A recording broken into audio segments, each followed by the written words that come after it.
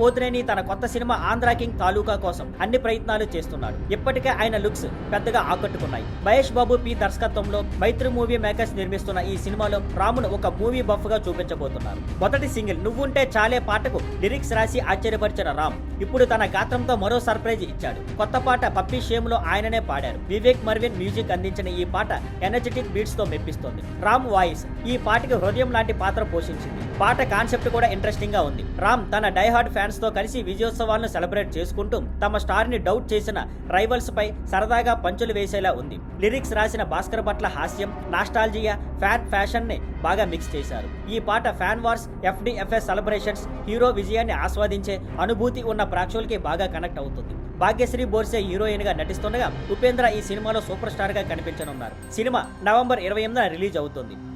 Thank you for watching. Please like, share and subscribe.